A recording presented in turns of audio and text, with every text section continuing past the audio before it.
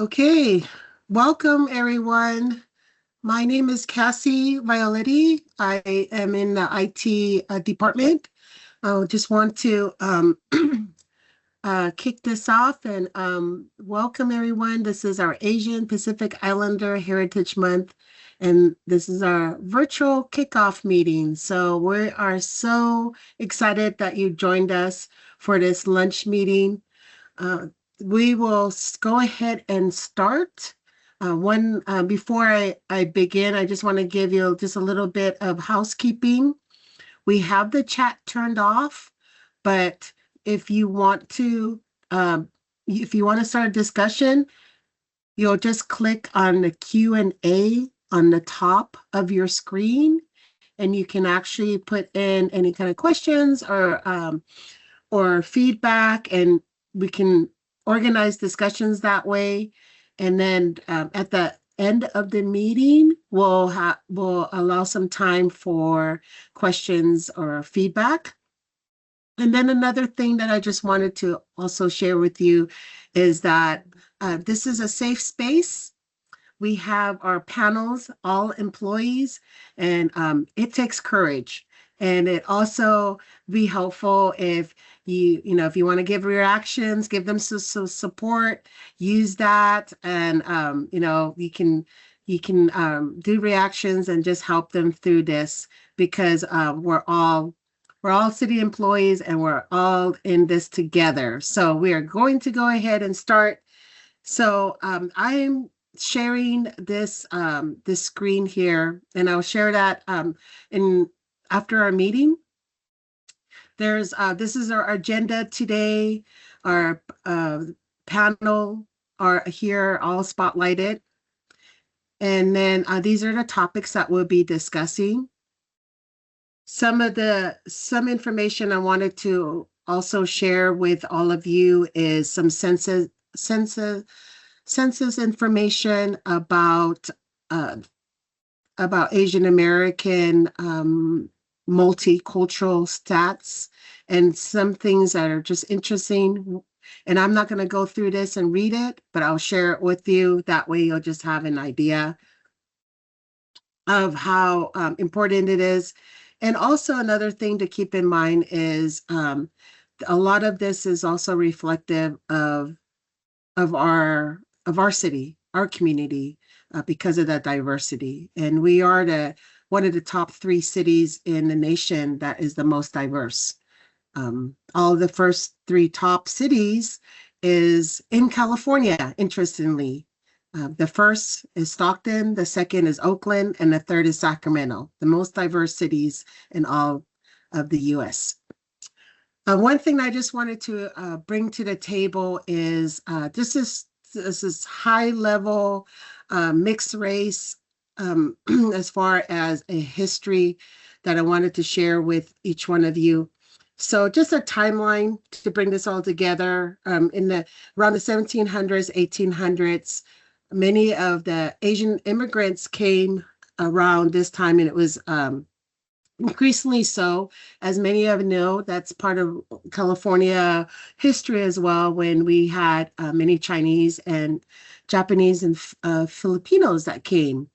And so there's been also history about how their children became one of the earliest multiracial Asian Americans, particularly in Hawaii, where many of the Chinese native Hawaiian intermarriage was common.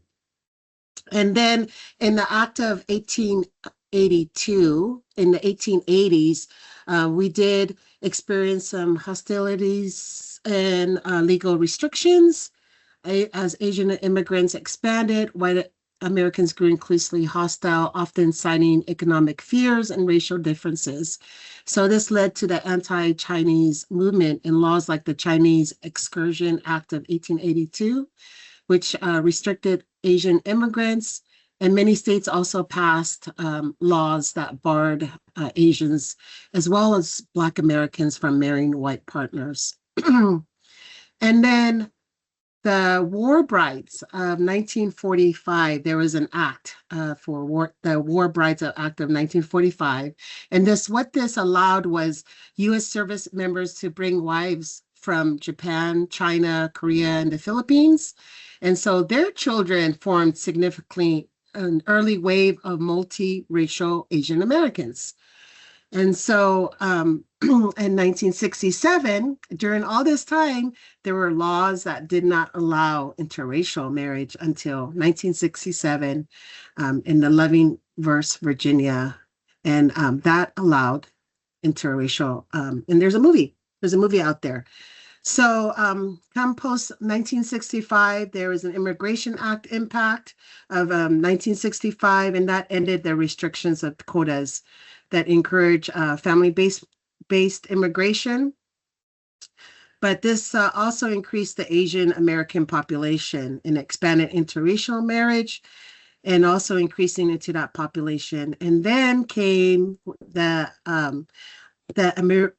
American history, where the Vietnam War, many children of the Vietnamese mothers and American service members, known as Amerasians, faced severely discrimination in Vietnam. So there was another act, the Act of 1988, and this allowed roughly about 25,000 of families, members that were of mixed racial that immigrated to the U.S. And now come recently, of over many hundred years, the U.S. Census finally decided to put this question on the census. And starting in 2000, the census included a question: do you have a race that is two or more? So just to bring everything in context, and this, as of today, looking at the city of Sacramento, this is the breakdown by race.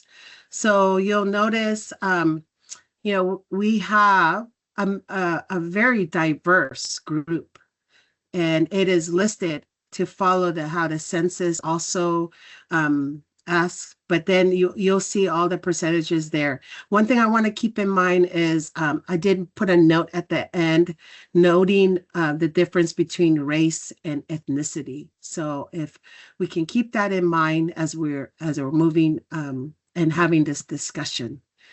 So I will hand the mic over to Steve. Thank you.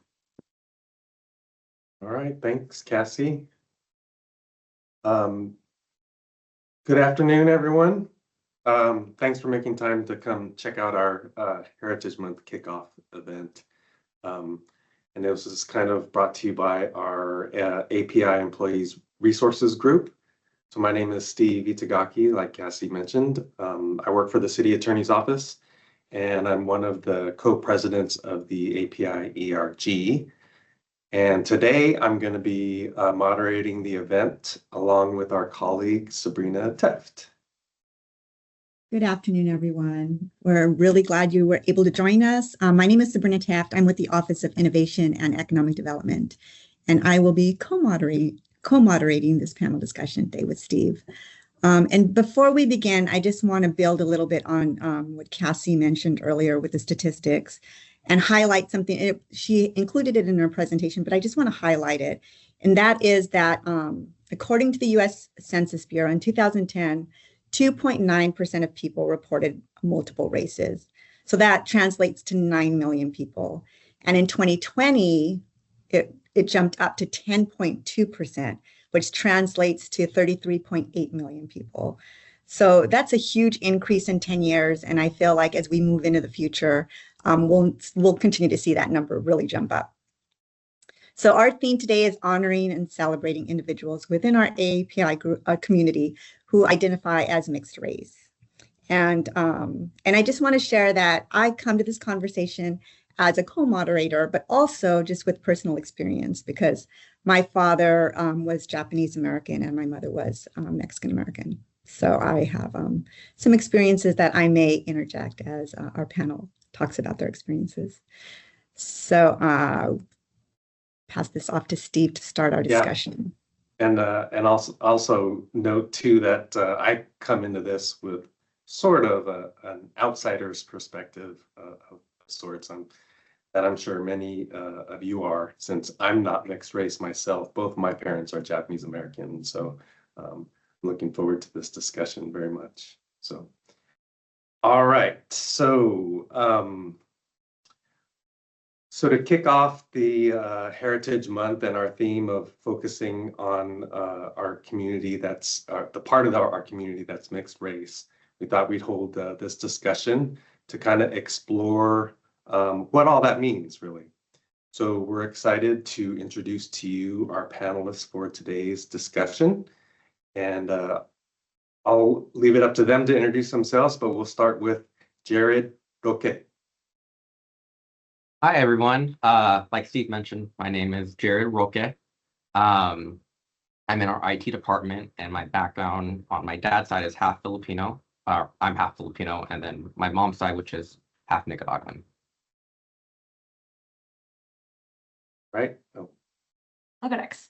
Hi, everyone. I'm Samantha Vu. I'm the Recreation Superintendent with Youth Parks and Community Enrichment. I am a proud Vietnamese and Filipino woman. Hello, everybody. My name is Janine Daniels. I work for 311 under IT. I am African American and Hawaiian with some white and Filipino mixed in as well. So it's nice to see everybody here. Great. So I'll kick off this conversation with a question on early awareness. What is your earliest memory of becoming aware that you were mixed race? And Jared, I'll start with you. Yeah, I kind of figured out early on. It's not something I really thought about. I've always kind of kept, my Filipino side, I've known like tradition, food, that side. And then my Hispanic side, same thing, food, tradition.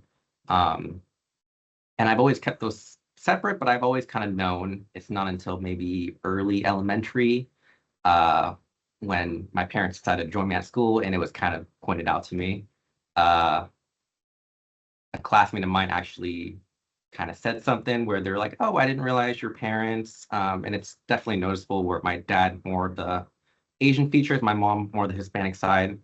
So that part was kind of the first eye-opening, and I kind of realized that people kind of saw the mixture there. But then, as a child, you ask your parents, and they kind of always told you, yes, there is a mix between your dad and I. So that was kind of my earliest eye-opening that, hey, I am definitely mixed race, and there are people that notice it too.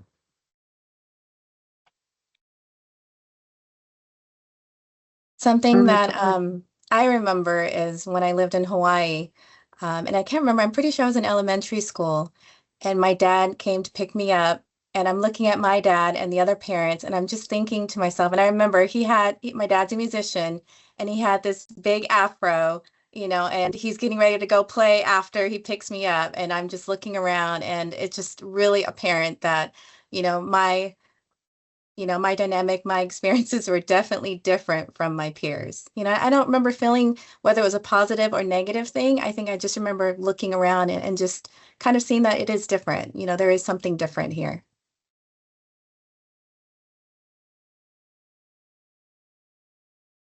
All right. Samantha, do you have anything to share? Or should we move to this next one?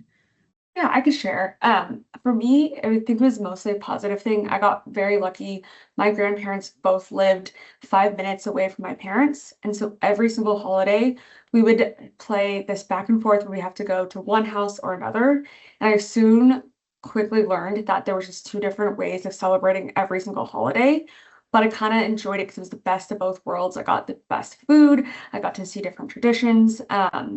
And it was very apparent to like our cousins or my aunts and uncles that like shared like you're with your Filipino side or your Vietnamese side, but I was still able to bring food to both of the houses and celebrate with both of them. Right. Well, we know that multiracial people often encounter misidentification. Others may say to you, you don't look Asian, or you don't look Black, or whatever the case may be. Have you been impacted by these kinds of comments or microaggressions, and how do you protect yourself personally from any of that? Janine? For me, some of the things that come to mind is, when I was growing up and as a student in class, having to fill out those demographic forms and having to select one or the other. I have to select either Black or white or Hispanic or, there was no two or more races at that time, so there was no acknowledgement that I wasn't just one or the other. And when I had to select one or the other, it was conflicting and it was frustrating because I didn't feel like I quite belonged to just that group. Um, Also having experiences, as you mentioned, of people asking, "What are you?" But it's not a, "Hey, what are you? Let's have a conversation." It's very interesting. Strangers walk up and say, "What are you?" And then once you tell them, they'll walk away. That's the end of the conversation. That's all they wanted to know. They wanted to figure out where to put you. Or, sometimes I get the response of, "Oh, I wouldn't have thought of that."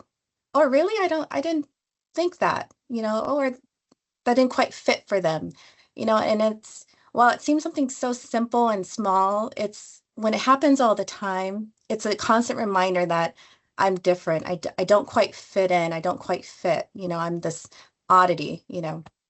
Another thing too that still happens is I get comments about my hair, and it's, "Wow, your hair is thick," or, "Wow, it's like an afro," and it's not with a smile or, there's no softness to the question. So how do you take that? How do you respond? So for me, trying to protect myself personally, it's trying to look at it from possibly the other person's perspective. I've had people want to touch my hair, and I think of it as, sure, go ahead. You're curious. Maybe you haven't met somebody that looks like me and comes from my different backgrounds. Maybe you just don't understand. And so we can have a conversation about it. And just giving that grace to maybe that's just a lack of understanding and experiences. And also finding my own validation, and understanding that while I may not be quite fully Black, I'm not quite fully Hawaiian or white, there is a mixed community, as we all are here a part of. And I found my own community to be a part of. Thanks, Janine. Anybody else want to jump in on that? Yeah, just to kind of touch upon what Janine said and kind of relating to where the conversation sparks of, "Oh, are you this? Are you that?" I've had familiar interactions where it kind of goes either way. People are really good at guessing my Filipino side. But when it comes to more the Hispanic side, instead of using the word Hispanic, they'll kind of refer to more of a more popular Hispanic background that's most common in probably the United States.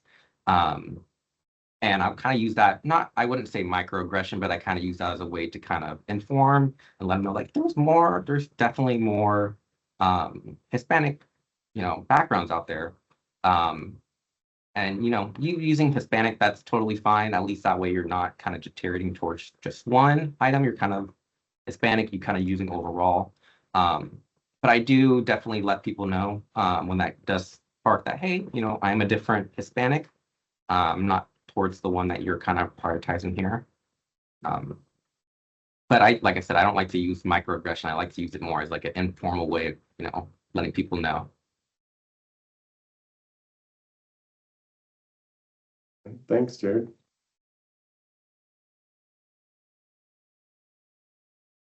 Okay, we'll move on to the next one. Navigating multiple cultures. That's our next question here. So do you feel that navigating between two different cultures has influenced your connection to language, traditions, or community, either in a positive or negative way? And for this one, Jared, I'll start with you. Yeah, from my perspective, I'm gonna definitely say yes. Coming from two different backgrounds and English not being my parents' first language. My dad was obviously Tagalog, my mom was Spanish, but for them to communicate, English was kind of the way to go. And unfortunately, I never got to experience learning that different languages. As much as I really wanted to, I definitely could still.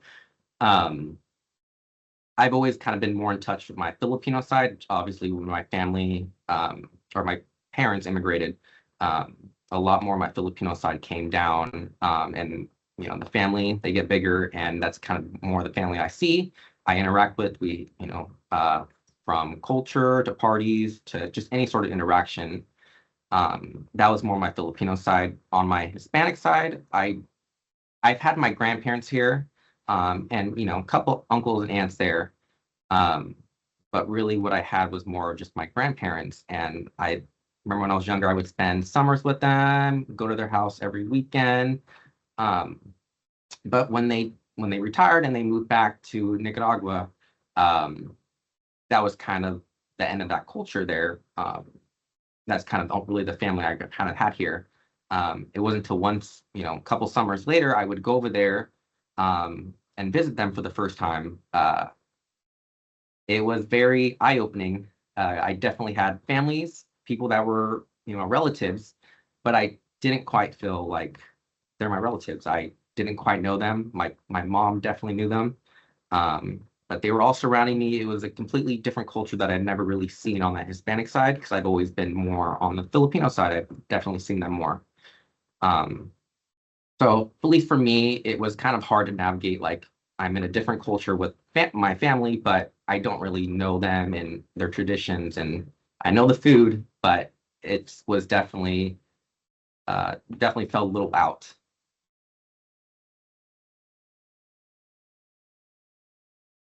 I think that's a good question for you, Sabrina. Yeah, I can relate to Jared saying that English is the common language when you have two parents of different races. Um, and then for me, having a Japanese father and a Mexican mother, the other part was my father was first generation, my mother was second generation. So I think that kind of affected culture also. Like we had a lot of American influence into it. And then on top of that, kind of layering all of this stuff, my father, when his family came out of the internment camp, they just wanted to assimilate, not speak Japanese, speak English, not do the Japanese traditions, be American. So that was a huge influence on sort of us just not being able to grow up with the culture. And so, being an adult, there's a lot of times where I feel like I'm not Japanese enough or I'm not Mexican enough, neither of them. And I think like one of the really difficult parts of being of mixed race is feeling like there's a loss of some connection between the two cultures.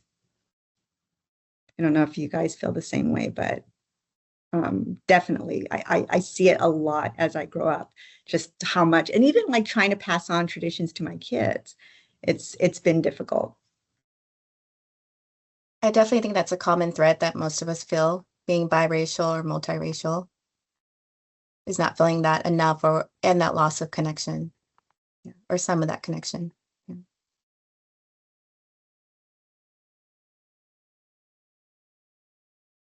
All right, anybody else? All right. So in this is kind of a good follow-up to that, talking about families.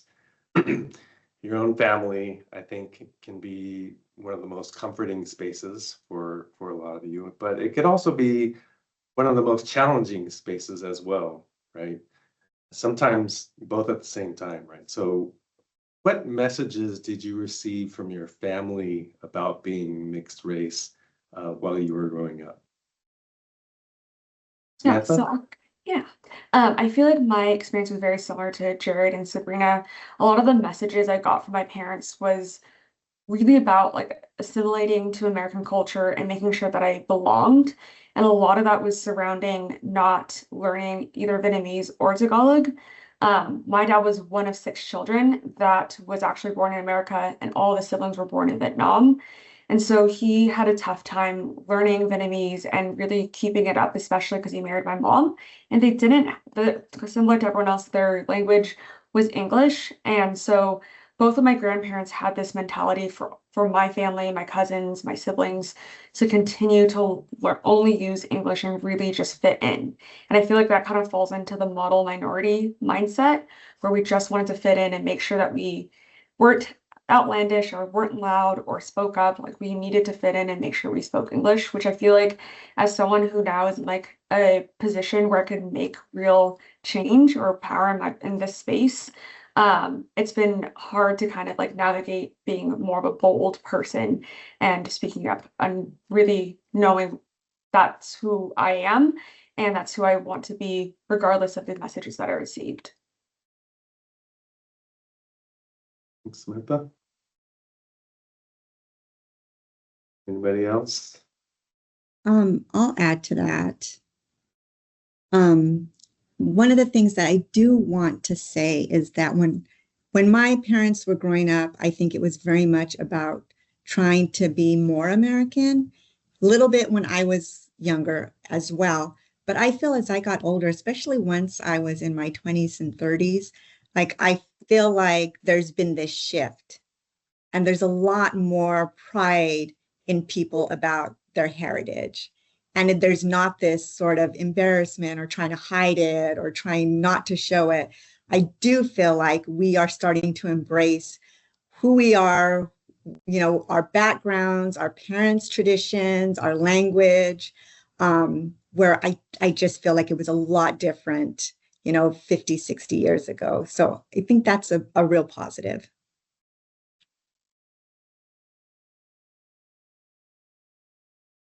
It's more than just maybe your two ethnic backgrounds of your parents, but also the American side of it all too, right?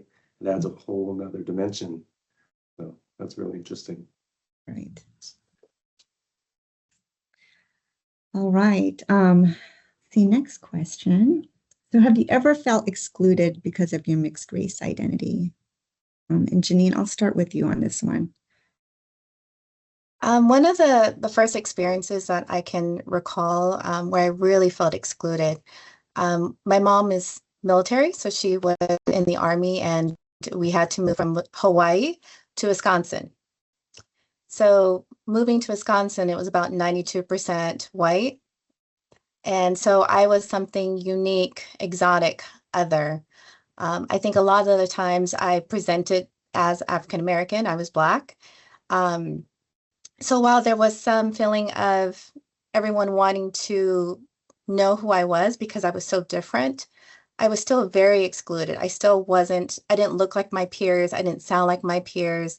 A lot of my peers, when they looked at me, they saw somebody that was Black. And I don't feel just Black. I don't identify with just being Black. So there's some exclusion there of not feeling, well, I can't be Black because I'm not. Do I fit Black? Am I a good representation of being Black? I don't know. I was a teenager at the time. And so I had this feeling of wanting to align the way that I presented myself and the way that I maybe even behaved to my peers, and that's when I started straightening my hair. I wanted straight hair to look like all the other girls in my school. I tried to just whatever I could to look more like my peers. And so that ended up with me kind of downplaying some of my, Hawaiian and Black side, right? And then who do I talk to about that? Would my parents understand? As a parent now, I would want my kids to come to me and have those conversations with me. But back then, as a kid, I didn't expect my mom to understand. I didn't expect my dad to understand. I didn't have any other community of mixed race friends or anyone else that I can go and talk to. So it was just very isolating and just feeling like you don't belong. And, it's such a sad feeling,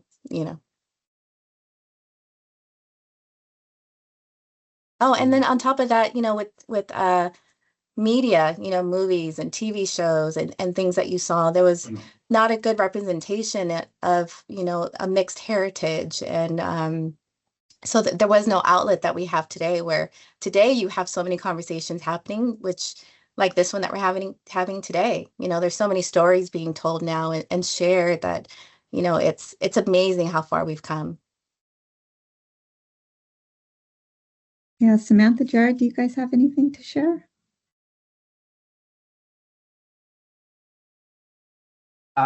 Yeah, there's times where I felt excluded. I wouldn't say it was more of others doing it kind of the same thing. It was more of like a mental, within myself, especially growing up. Like there's always there's groups of like there were, you know, Hispanics, Filipinos, you have your own kind of groups. Um, and I've never kind of felt that I would belong in either of them. There were friends I had, but like mentioned, you have the language, some of the cultural backgrounds that, I definitely feel like I did within my family, but it wasn't enough for me to, feel like I was part of that group. Um, Majority of it was a language barrier that, even though I celebrated everything, it's just when they would have their conversations, I kind of felt, left out. But that was more of I felt like that was more of a personal, and intrusive thought. And I never wanted to kind of step at that boundary that, I don't fit in there. I don't want to join. I'm kind of stuck in the middle. Yeah, I think I'm with you, Jared. I feel like it was more of a individual thing. It wasn't so much people excluding me, but me feeling like I didn't quite fit in Yeah. to either group completely. And especially because I feel like my parents didn't always celebrate the same traditions in each group that like my friends of that group did.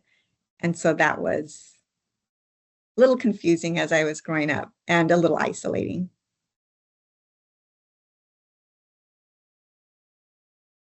Okay, thanks. So, another dynamic that has to be navigated is the differences between being in uh, Asian spaces and non-Asian spaces. And so, as a mixed race person, what has your experience been like in that regard? Samantha?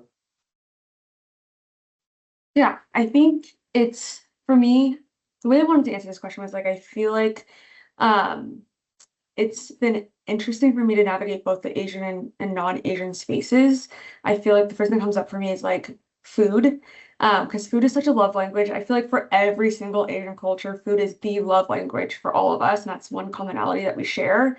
And so I remember growing up, my parents did not care what I brought to school.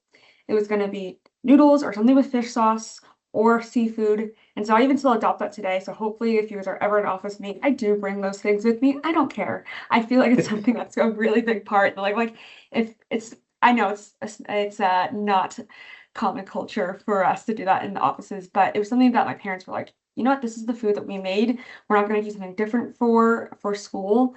And so I've kind of adopted that because I continue to bring the food that is part of my culture that I've learned from both of my parents into non-Asian spaces, or I have a lot of friends that are not Asian, that are actually more curious about it versus like kind of like weirded out by it. I think when I was a kid, everyone was like, this is really smelly, or this is not okay. And so I've been a little bit more confident and bold in like sharing parts of my culture or sharing Lunar New Year with people that are non-Asian.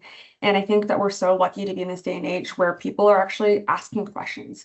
Every single one of my friends, because Lunar New Year has been, if you guys are on social media, it's been really big to celebrate Lunar New Year. Everyone does it a little bit differently. It may not always be culturally accurate, but I'd rather appreciate people wanting to learn that versus completely ignoring it or completely forgetting that. So it's been interesting for me to bring in what my cultures are and being able to share it in the non-Asian spaces.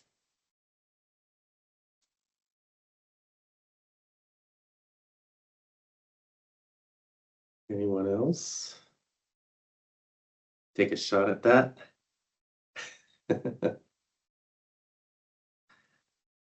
I think we're seeing that all of the complex dynamics that go into all of these issues, it's could be overwhelming, right? So Yes, appreciate your definitely. candidness. And layered, like there's so many different things that contribute to the different feelings. And our experiences are also different. So, all right. So, what is one amazing thing you want to share about being mixed race with the group? Janine, I'll start with you.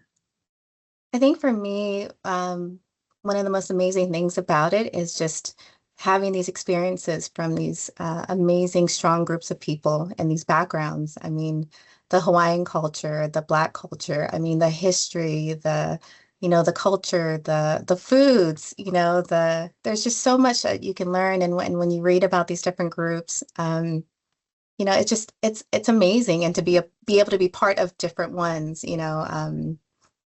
it's just, that's my favorite thing about being mixed race, being able to dance hula and,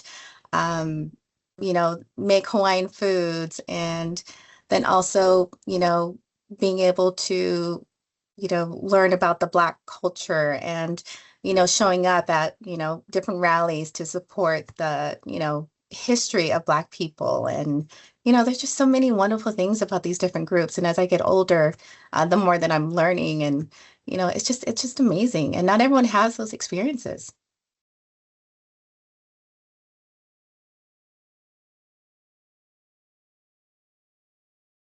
Sabrina? I was going to jump in unless Samantha or Jared wanted to say something. But I agree with everything you just said, Janine. And the funny thing is, like, when I was kind of going through these questions, and we were kind of going through the questions and talking about things, like, I started to think about, especially my dad's side of the family. He had a very large family. There were 9 of them. And so 9 kids, and of the 9 kids, only 3 of the 9 married Japanese spouses. And so the other 6 married something outside of the Japanese race. And it's just like thinking about like how our family reunions and family gatherings were. Like, I grew up in a very, very like diverse family just on his side of the family. And so I think there's like, it's just kind of a beautiful thing, right? Just to be around different cultures and experience different traditions, and all within your family. So I think that's something that that I think is pretty amazing. Samantha, Jared, do you have anything to add? Okay.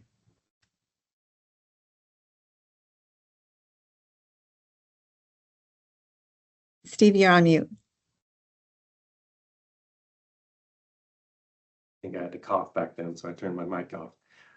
But I was saying I really wanted to thank you all for really thought-provoking and meaningful conversation. Thank you for sharing your personal stories. I know it's not an easy thing to do, but I think it's really key for all of us to truly understand each other. So I really appreciate that.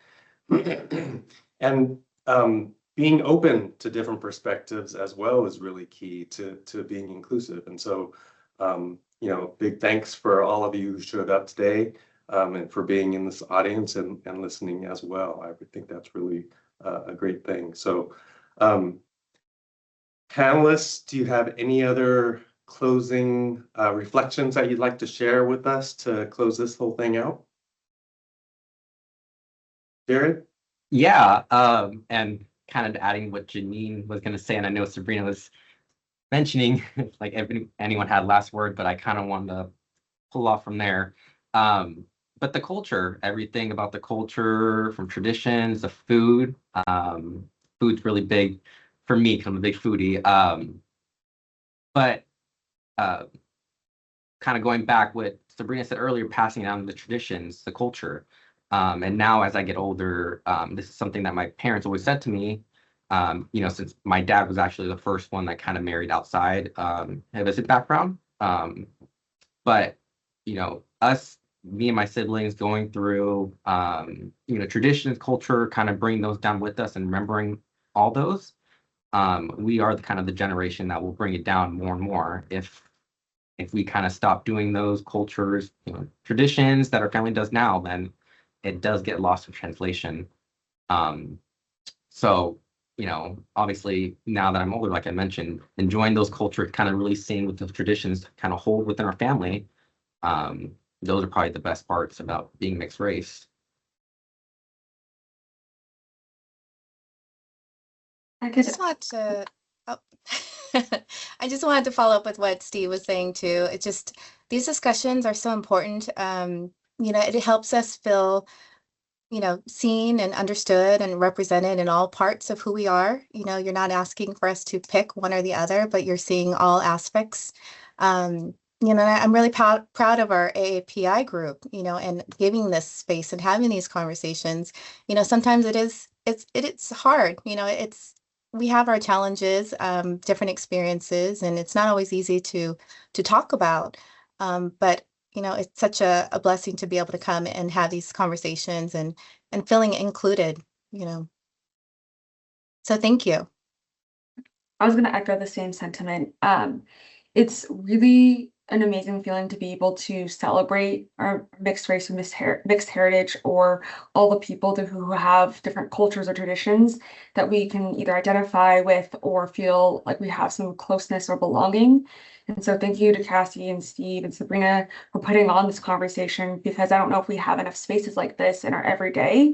I don't know if everyone else has spaces like this every single day to share their experiences or their traditions. And on a personal note, I vented this yesterday to Cassie that I'm planning on getting married this year. And one of the questions that came up is, we know that as we start our family, we are going to continue to have a mixed race or mixed ethnicity family. And so we're excited to pick and choose the pieces of our traditions that go into our wedding, but then will go into our family going forward. And so, like Jared, like we're going to be the catalyst for what gets brought down from generation to generation. And I'm really excited to see what that looks like. Samantha, that's beautiful. I love that. And I'm going to, I just want to share just a personal reflection. Like, thinking about this, I think back to my Japanese American father, my Mexican American mother in the 60s, falling in love, like in a time and era where it wasn't as common as it is now. And it was just very different. Like, my mom has a whole stack of letters because they didn't call each other. They would write to each other, and they lived like 20 miles away from each other. But I just think them coming together, them falling in love despite differences, despite the differences on the exterior, on the interior, traditions in their homes. Like, I just think that that's a beautiful thing. So that's my closing reflection. And thank you, panelists. We kind of threw this together last minute. So Janine, Jared, Samantha, thank you so much, so much for agreeing to do this and pulling this together, helping us to pull this together. Steve, thanks for being my co-moderator. Cassie, thank you for doing all the work that you did to make sure that this happened. And thank you to everybody who joined us, because we really appreciate just sharing these conversations and experiences with everyone. Should we open it up to any questions that the group has? So you would have to unmute yourself. Questions or feedback. This is the time before we officially close.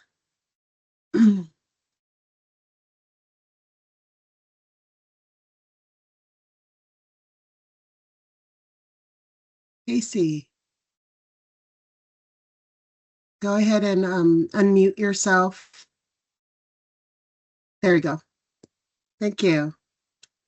Just want to say how much I appreciate all of the perspectives. Like Janine, just like talking about the hair, like the amount of drama that I put my mom through, just like about my hair, because I was the only mixed race kid in my school, in elementary school, and it just like not having the products, and kids, I'm super light skinned, kids arguing with me about my race. So just like hearing the perspectives and hearing like how that can shift generationally and like with the changing world.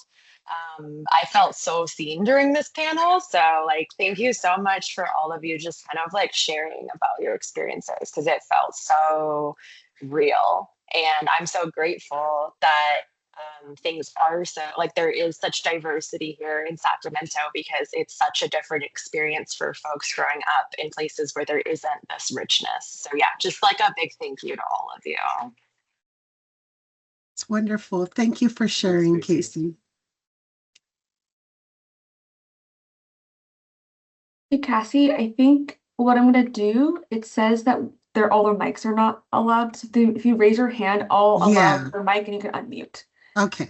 So yeah, if you want to speak, just raise your hand and we'll unmute you.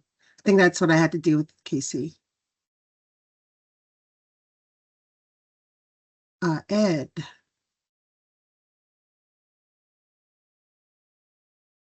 So I found Oh, Ed. I appreciate you guys having this. I love the show Finding Your Roots. My wife and I watch it a lot. My mother was from the deep South and spoke with a really intense Southern accent. And in California in the 70s, that was a very odd thing. So I'm finding it interesting how much what you're talking about translates to my experience. People are always asking me, like, why does your mom talk like she does? So anyway, just loved this. I think the culture of California is the culture of diversity. Um, I've always been in it, so I don't know how to exist without it. So thanks. I love that, Ed, and thank you for reminding me. A lot of our history is lost because what was shared here with many Europeans that came through, they were kind of forced to assimilate, and a lot of them had to change their names a little bit to be a little bit English sounding, and language was lost, right? Yep. And I'm really grateful, like Sabrina had mentioned, that we're in this space where we can celebrate our differences, our culture, and not be afraid to. Completely. Yeah, thank you. Thank you, Ed. All right, anyone else? Just raise your hand, we'll unmute you.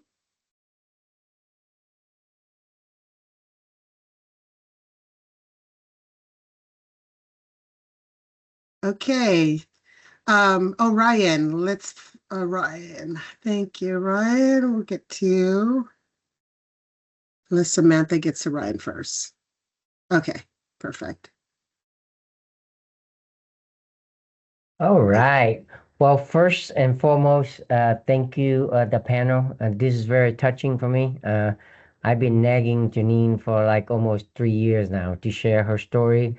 I felt that it's very powerful. I have people around me that went through what she went through, and it's just amazing to have your vulnerability. It's amazing to be a part of you. As far as the AAPI, I felt a sense of belonging.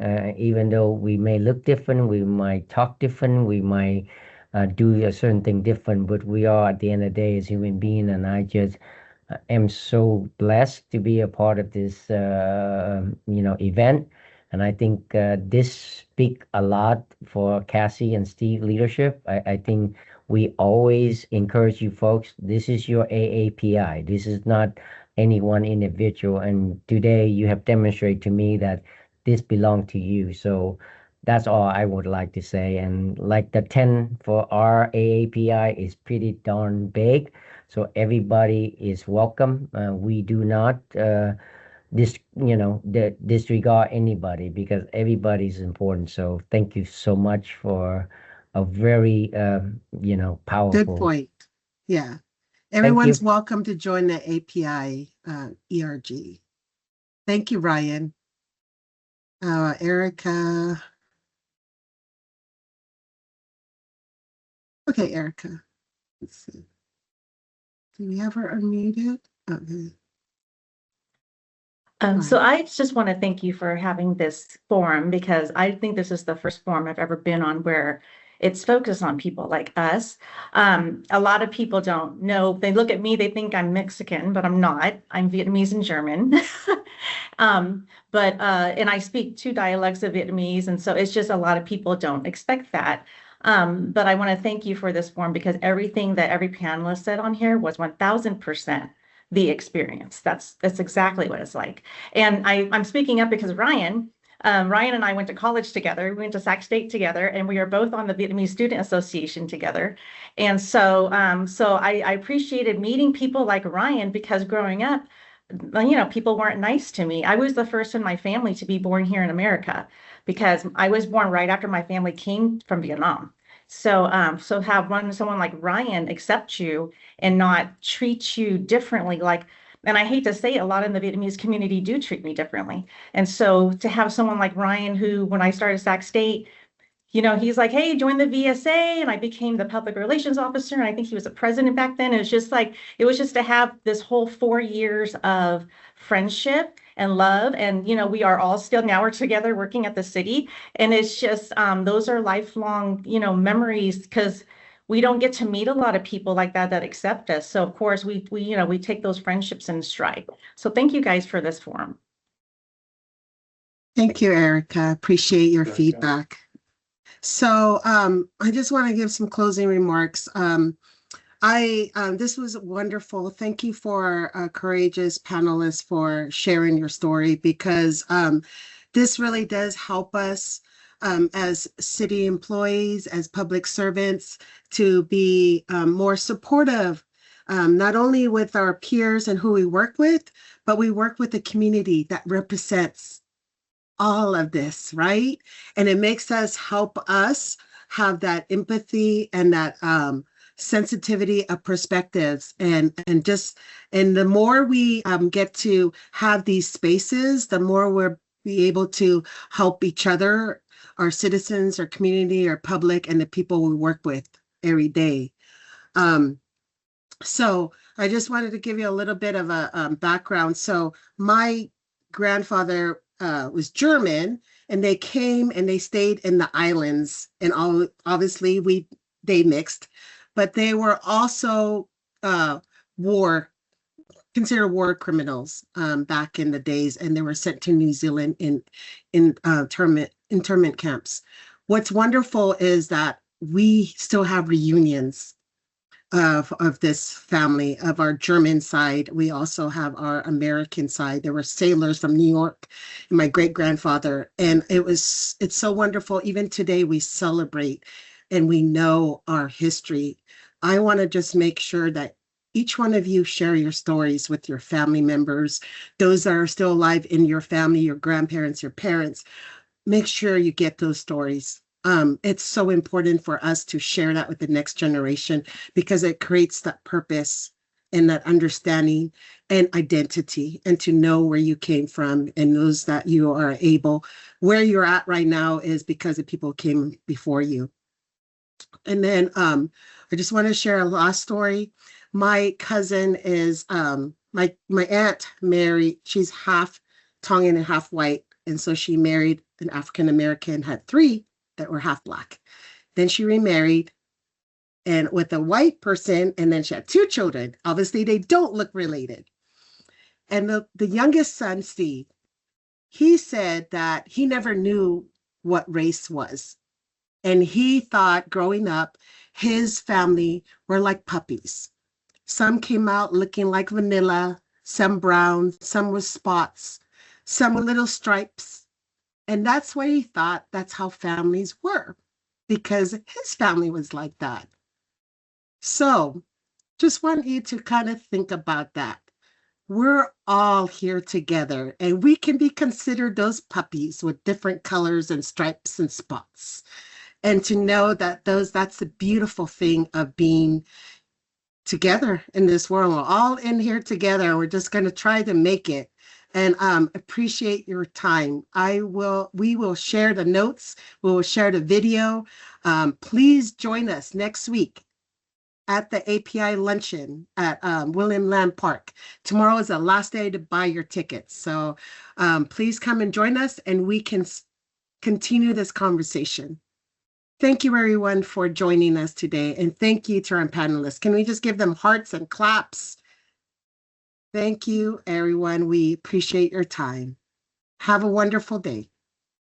Thanks, everybody. Thank you.